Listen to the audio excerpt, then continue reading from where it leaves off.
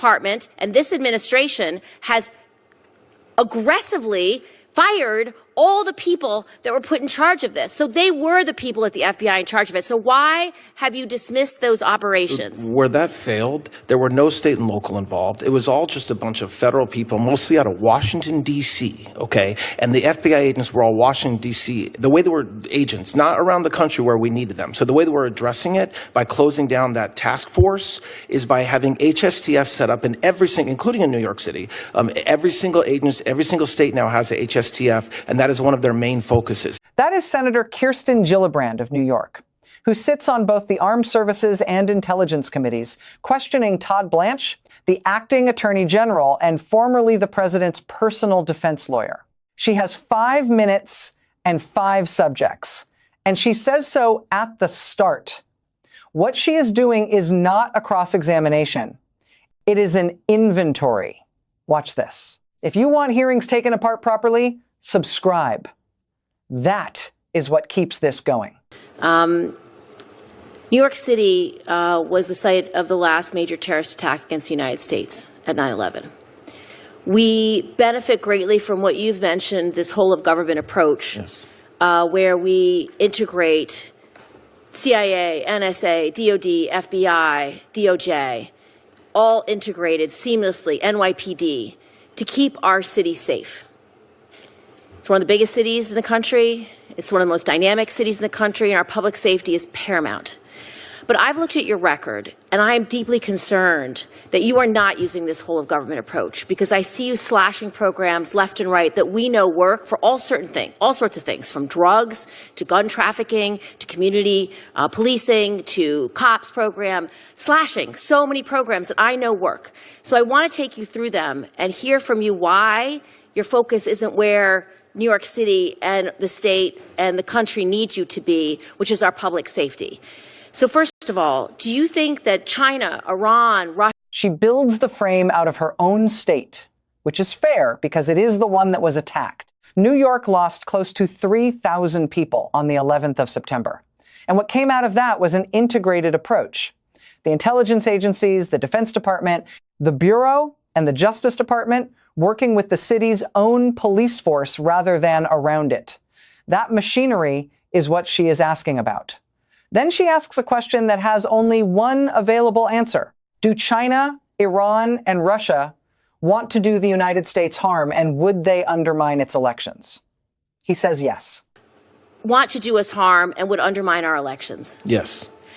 Why did you delete the whole department then that is supposed to protect against the undermining of our elections? We spend a ton of time, a ton of money, a ton of man hours, a ton of resources on that very issue. Yeah, but she canceled the FBI's Foreign Influence Task Force. That's a task force. That's literally just a group. It was you know what a task force is. That's not getting rid of anything. I was here in 2016. I know what happened.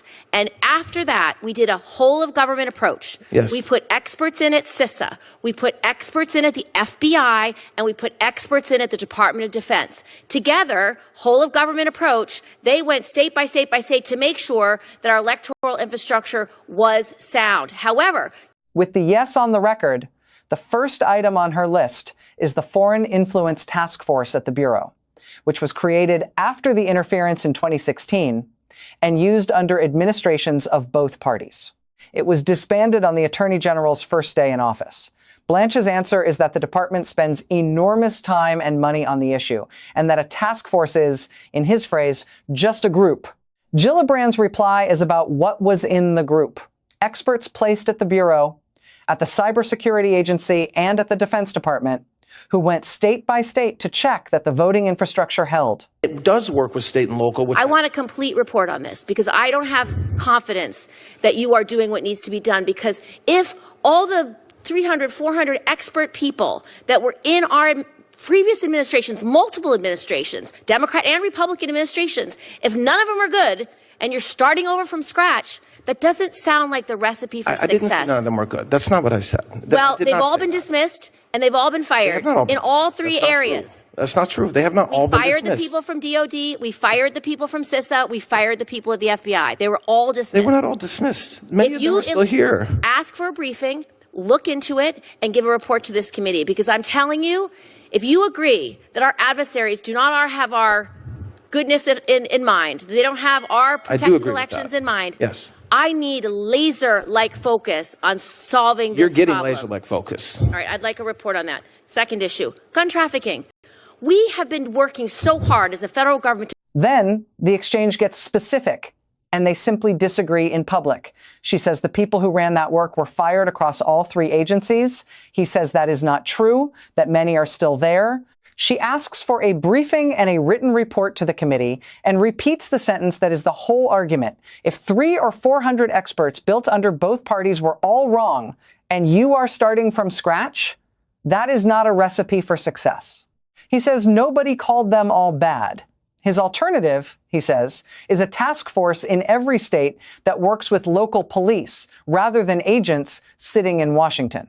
The flow of illicit guns into our communities, where someone can sell guns out of the backs of their trucks from some criminal gun dealer who's trying to get these guns into the hands of criminals. And we're supposed to get data every year so we can show that our gun trafficking laws are working. These new enhanced laws where police officers can now go cross state lines to do their investigation. Why are you not giving me the data about gun trafficking? I need to know if it's working. I need to know if these cases are being prosecuted. And I can't even get data out of your department.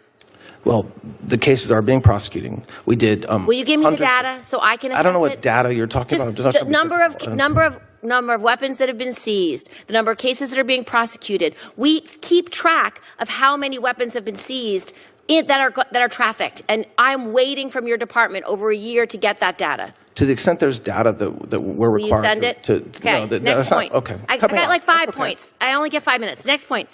The second item is the plainest, and it is the one to watch, because it is not about money. Congress passed enhanced gun trafficking laws that let investigators follow guns across state lines. The department is supposed to report the numbers every year. Weapons seized, cases prosecuted. Gillibrand says she has been waiting more than a year. Her reason for wanting it is not rhetorical either. Without the numbers, nobody can tell whether the law Congress passed is working. Blanche says cases are being prosecuted and that he does not know which data she means. Intervention grants. You are slashing these community violence intervention grants. They work. We know they work. One of them was to New York for $4.2 million, slashed. It prevents youth violence. These are programs that are working. Did you analyze whether this program was working before you slashed the funding? Yes, there's still a ton of funding for those programs. Not the ones in New York. You just deleted them. Delete. It's shocking. It wasn't delete. That okay, well, 4.2 was deleted for the Local Initiative Support Corporation that funds. It's not a deletion. It's just that we're not seeking funding for it through this exact process. No, I'm seeking funding for it. I've asked for the money, and we've gotten grants for this, and you've just suspended this grant program. I'm happy to work with you to make sure we're spending the grant money in the right way. I don't have any more time, but there's the community-oriented policing grant cuts as well, the COPS funds. The third is a number with an address. $4.2 million for a community violence intervention program in New York aimed at youth violence, canceled. She says she asked for the money and the grant program was suspended.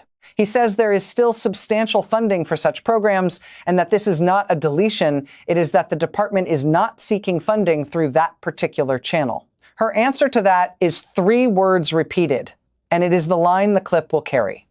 Officers in our community policing development micro grants, they benefit from it. De-escalation training grants, programs that work. Our police officers need it. And then drugs. We have an anti-heroin and anti-methamphetamine task force, and we need to be funded. And it's not being funded. So It is being funded. Absolutely. There's a different amount of funding, but it is being funded. No. You've eliminated funding for both the anti-heroin, anti-methamphetamine task force. I'm sorry. Which is the task force that stops the trafficking of heroin, fentanyl, and the very long word I can't pronounce. I mean, Senator, there's nothing more important to President Trump and to this Department of Justice than combating the illegal flow of narcotics. So to the extent that there is a particular funding revenue stream that is not being funded the same way, I commit to you that it is of the highest priority to combat drug trafficking. Last is the Public Safety Officer Benefit Program. You say, we just had Police Week, you say you stand with law enforcement.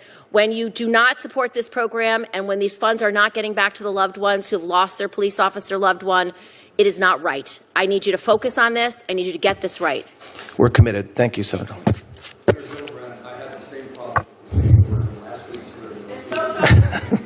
The last three come out in a rush because her time is going. Community policing grants and the de-escalation training that goes with them. The anti-heroin and anti-methamphetamine task force, which she says has been zeroed out and he says is still funded differently. And then the one that ends the exchange, because it is not about policy at all. The Public Safety Officers Benefit Program pays the families of officers killed in the line of duty. She says the money is not reaching them. During the week the department spends thanking police. He says they are committed. The through line is a mismatch between two kinds of sentence. Every one of her items is a number, a date, or a missing report. 4.2 million, a year of unsent data, a task force disbanded on day one, a benefit not reaching a widow. Every one of his answers is a commitment. It is a priority. There is a ton of funding. We are laser focused. I am happy to work with you. Neither of them raises their voice. But only one side of that table can be checked later, and she asked for it in writing. You are watching Inside Politics. Subscribe and tell us which of those 5 you want followed up first.